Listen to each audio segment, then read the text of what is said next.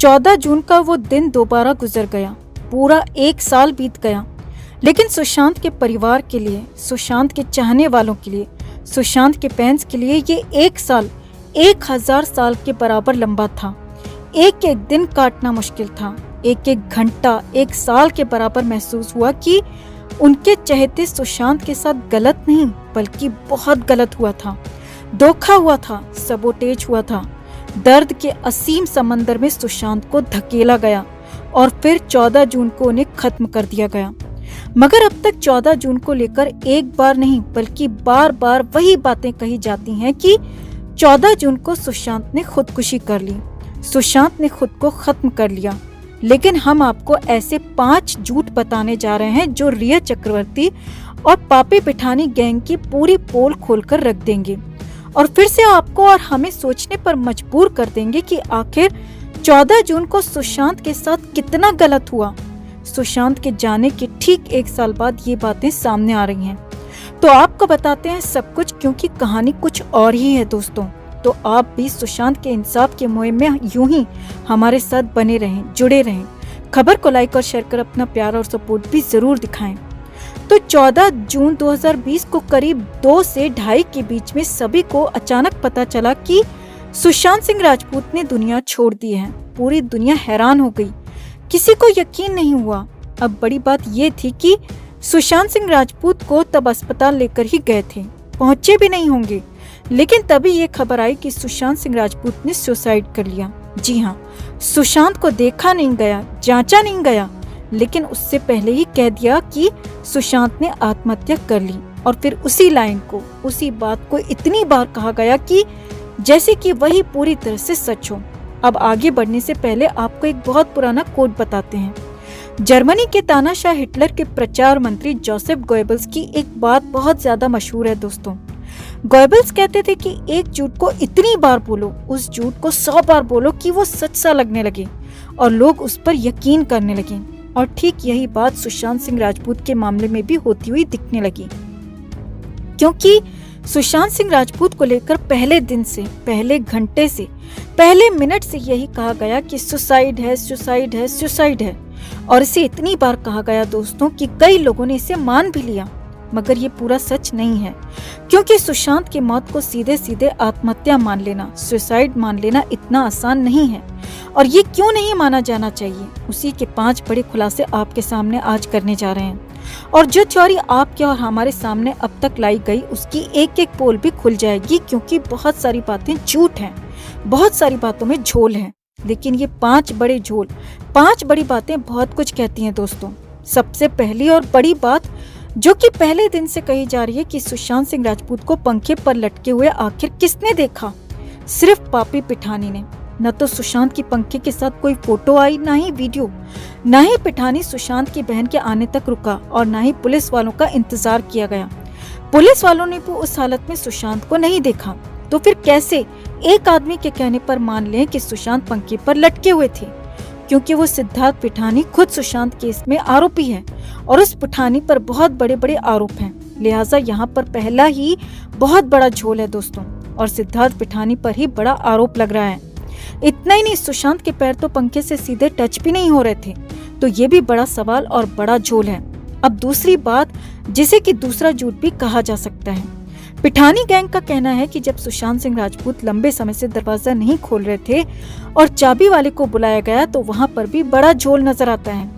क्योंकि पहली बात तो ये कि जब पूरे देश में लॉकडाउन था, सारी दुकानें खोपचे तक बंद थे, तो पिठानी और उसके लोगों को इतनी जल्दी चाबी वाला कैसे और कहां से मिल गया? चलो चाबी वाला मिल भी गया, तो फिर उसने आते ही इतनी जल्दी कैसे कंप्यूटराइज्ड लॉक को तोड़ दिया? अब लॉक को तोड़ भी दिया और लॉक को खोल भी दिया, तो फिर पिठानी और उसके साथियों ने तुरंत दरवाजा क्यों नहीं खोला? पिठानी का कहना है कि उन्होंने चाबी वाले को भेजा, उसे 2000 रुपए दिए और उसके जाने का इंतजार किया। अब यही लोग कह रहे हैं कि सुशांत सुबह से दरवाजा नहीं खोल रहे थे, लेकिन जब चाबी खोली गई, ताला खोला गया, तो इन लोगों ने दरवाजा ही नहीं खोला और इंतजार करते रहे चाबी वाले के जाने का। अब ऐसा कैसे संभव है दोस्तों कि आप दरवाजा खुलने के बाद भी इंतजार कर सकते हो, जबकि आपका करीबी, आपका अपना सुबह से अंदर बंद है? कुछ अनहोनी की आशंका आपको हो चुकी है, लेकिन फिर भी आपने दरवाजा नहीं खोला। यानी कि इस कहानी में भी बड़ा झोल दिखता है दोस्तों।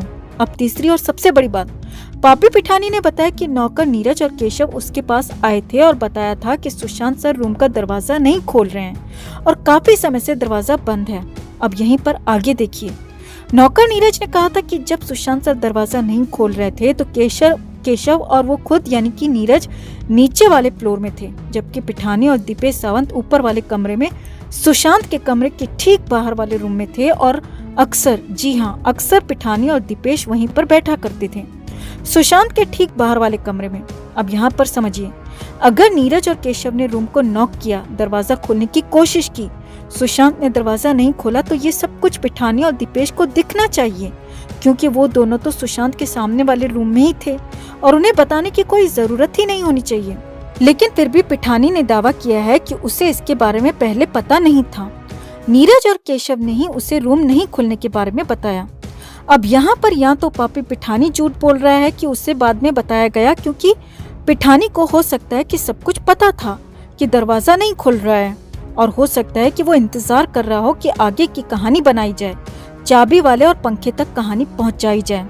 या फिर नौकर नीरज और केशव झूठ बोल रहे हैं कि पिठानी और दीपेश सावंत सुशांत सर के बाहर वाले रूम में बैठे थे, क्योंकि ऐसा संभव ही नहीं है दोस्तों कि आपके सामने कोई रूम को नॉक करे, आपके सामने दरवाजा पीटा जाए, लेकिन आपको पता ही न चले और कोई आपको आकर अलग से बताए कि सर दरवाजा नहीं खोल रहे हैं। अब चौथी बात, चाहे पापी पिठानी हो, दीपेश सावंत हो, नीरज या फिर केशव, सभी ने दावा किया है कि 14 जून की सुबह सुशांत ने जूस पिया था और ग्लास साथ में अंदर ले गए थे और फिर दरवाजा भी बंद कर लिया। तो फिर वो जूस का ग्लास है कहाँ? क्योंकि अब तक भी उस जूस के ग्लास की बरामदगी नहीं हो पाई है। ऐसा नहीं है कि ग्लास को धो दिया गया होगा, क्योंकि सुशांत कमरे के अंदर बंद थे तो ग्लास भी अंदर ही होना चाहिए। लेकिन न तो पुलिस को न सीबीआई को कभी वो ग्लास मिला और न ही कभी किसी ने उस ग्लास को ढूंढने की, खोजने की कोशिश की, क्योंकि उस ग्लास से बहुत सारा सच निकल सकता है, पूरा सच सामने आ सकता है। अब पांचवी और एक और सबसे बड़ी बात, 14 जून को सुशांत सिंह राजपूत की मौत हुई और 15 जून को सुशांत का अंतिम संस्कार किया गया। अब इनके बीच में क्या हुआ वो देखिए और समझिए। ये बहुत बड़ी बात है, क्योंकि किसी के भी व्यवहार से पता चल जाता है कि उसके आसपास हुआ क्या है और वो कितना दुख में है और कितना उसे पता हो सकता है। सुशांत के पिता और सुशांत की बहनों ने ही बताया था कि जब वो 14 जून को घटना के बाद सुशांत के उस फ्लैट में गए थे तो रात को सुशांत के घर में वो सारे के सारे करीबी लोग खाना बना रहे थे। जी हाँ, सुशांत के घर में रहने वाले नौकर नीरज, केशव, सिद्धार्थ, पिठानी, दीपेश सावंत, ये लोग बिरयानी बनाकर खा रहे थे और भी बहुत कुछ। जी हाँ, घर में जिस दिन सुबह सुबह उस घर के मालिक की, वहाँ काम करने वाले सभी लोगों के मालिक की मौत हुई है, लेकिन जैसे कि पिठानी समेत किसी भी नौकर को इससे कोई फर्क नहीं पड़ा और शाम को बिरयानी समेत कई तरह का खाना बनाया गया और सभी ने आराम से खाना खाया, भरपेट खाना खाया गया। और यहाँ पर ये कैसे संभव है कि आपके घर में सुबह मौत हुई है और आप शाम को लजीज खाना खाते हो, वो भी खुद बनाकर, और वो भी परफेक्ट, पूरी तरह से सबके सामने। ये बात गले उतरती ही नहीं दोस्तों कि आपको कोई दुख ही नहीं हुआ है। तो सवाल तो यही है कि अगर आपको दुख नहीं हुआ है तो आपको सब कुछ पहले से पता था। आप जानते थे कि सुशांत सिंह राजपूत का आज आखिरी दिन है। तो वैसे तो सुशांत सिंह राजपूत को लेकर कई सवाल हैं दोस्तों, चाहे एम्बुलेंस को लेकर हो या फिर दूर के अस्पताल कूपर ले जाने को लेकर हो और रात में पीएम करने को लेकर हो या फिर आनन फानन में अंतिम संस्कार करने को लेकर हो। लेकिन ये 5 बातें जो कि सुशांत के घर पर हुई, इन 5 बातों ने झूठ का पूरा खुलासा कर दिया और बता दिया कि 14 जून को जो कुछ भी हुआ था वो अब तक अनसुना है। उसके बारे में पूरा पता लगाया जाना बेहद जरूरी है, क्योंकि जो कुछ कहा जा रहा है, जो कुछ बताया जा रहा है, उसमें कई सारे झोल हैं, कई सारे झूठ हैं, कई सारी गलत कहानियां भी हो सकती हैं। तो आपको क्या लगता है दोस्तों, इन 5 बातों से आप कितना सहमत है? आप भी कमेंट करके जरूर बताएं और जस्टिस फॉर सुशांत के लिए इस खबर को लाइक और शेयर जरूर करें। हर अपडेट के लिए बने रहें हमारे साथ, क्योंकि आप हैं तो हम हैं।